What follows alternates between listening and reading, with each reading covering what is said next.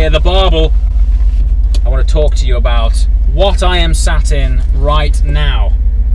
Brabus G-Wagon, welcome! So I'm not sure if you noticed upon startup that the whole car twisted.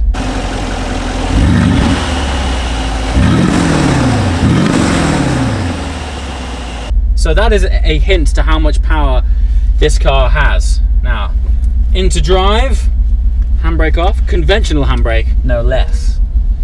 So just quickly, I've picked this up. You might have seen I do the odd video with Brittle motor cars.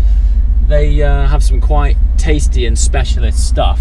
And when I saw they got one of these in, and the fact that I'd filmed with them already, I thought, you know what, I'm going to get in touch, because this is an opportunity to find out what the Brabus G-Wagon is all about. Because let's face it, they've become this cult icon of a 4x4. They're all over the place. You've got everyone from the Chelsea Chariot Brigade to hip-hop artists and everyone in between, and I want to know what is what. So let's hop on some proper roads and find out what the G-Wagon is all about.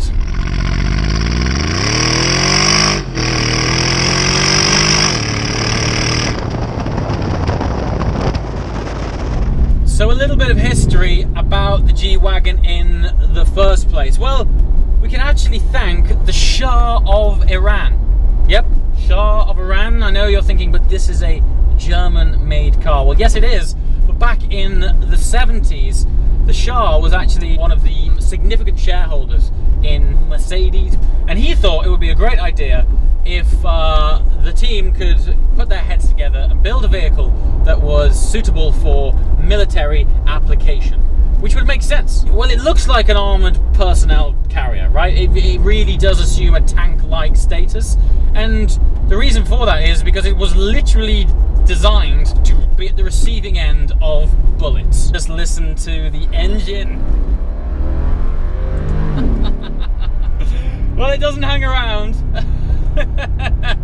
Although it has all the steering feel of a bowl of treacle. I'd go so far as to say it's actually unpredictable.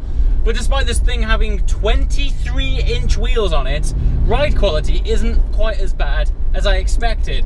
It's no Rolls Royce, but when you look at this thing observationally, you can't help but think it has the aerodynamics of a house brick. It's riding 23-inch rims with low-profile tyres. It's not exactly the last word in dynamics.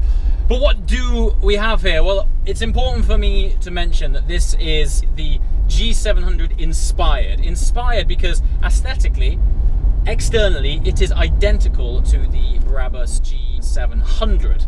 That's because it is a Brabus kit. However, this is running the standard G63 engine, meaning it's only pushing out 571 horsepower, sir. I mean, like, when I do that, it sounds fabulous. But when I do that, when I depress this throttle, I'm not thinking, yeah, what this needs is 700 horsepower. That's what this needs. 700 horsepower.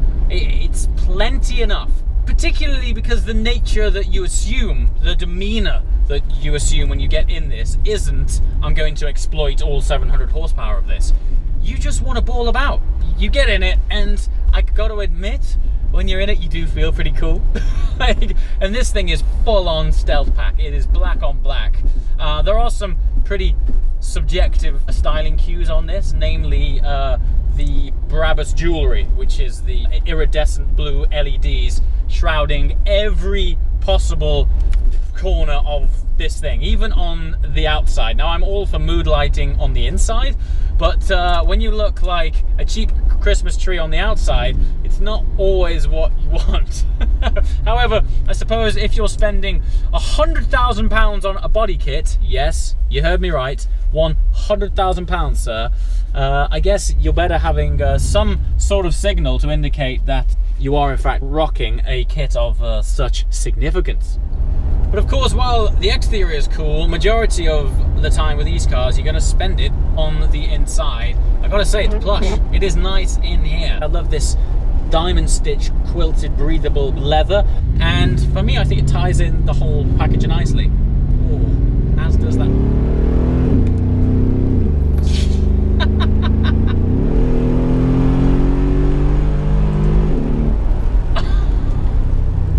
You don't need any more power. You do not need any more power in this thing.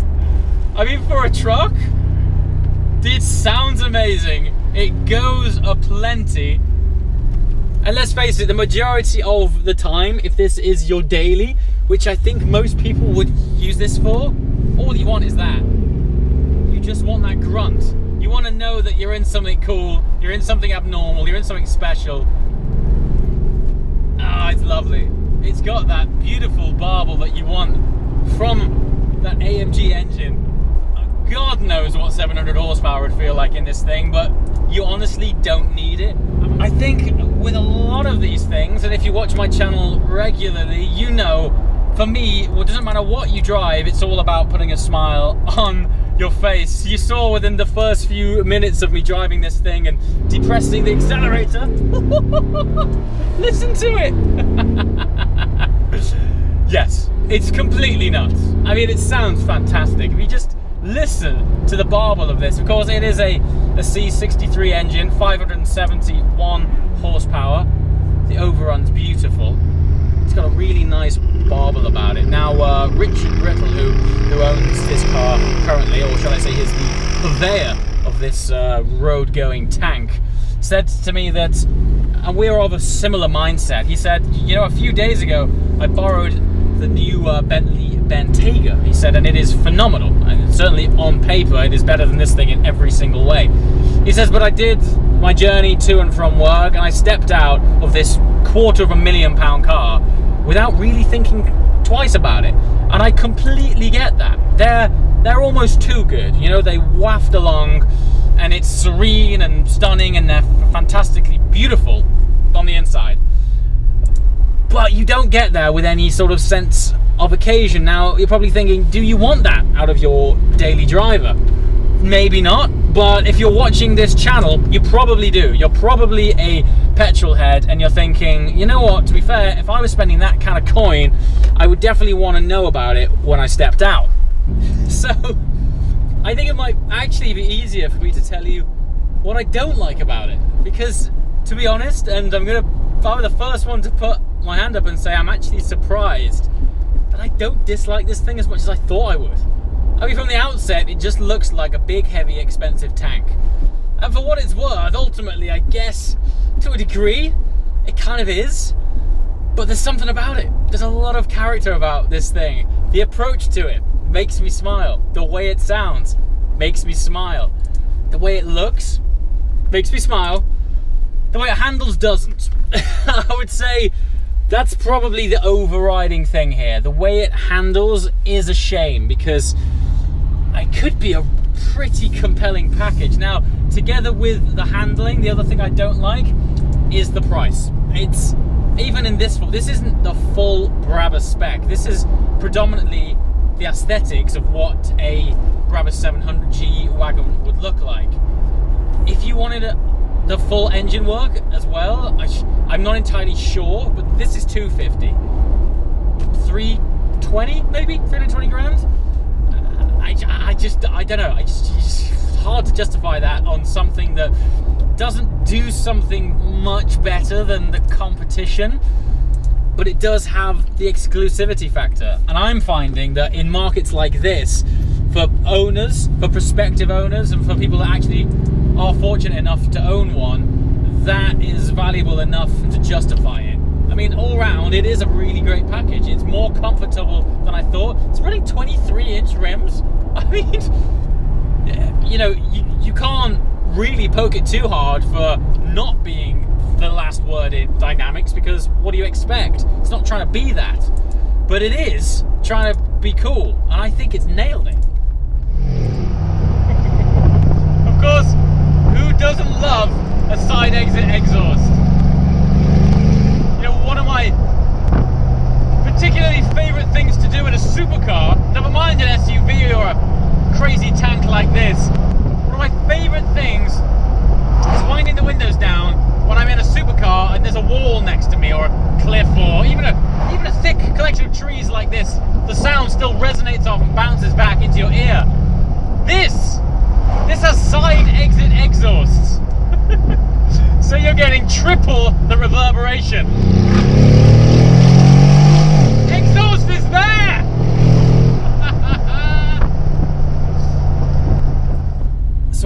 funny way of summarizing this car. It's from a very niche standpoint. I've been very fortunate enough to have done Gumball for the last several years. And when you tell someone that your support car, your camera car, is a G-Wagon, they're always like, now that's cool. There's no real words why this thing is baller. But the reaction you get from this being your support car is, you don't get that reaction when you're driving any other 4x4 really. It seems to have this kind of status that is hard to put your finger on, but described in the right context, it's like, yeah, that thing is bang on the money. As always guys, thanks for watching. See you next time.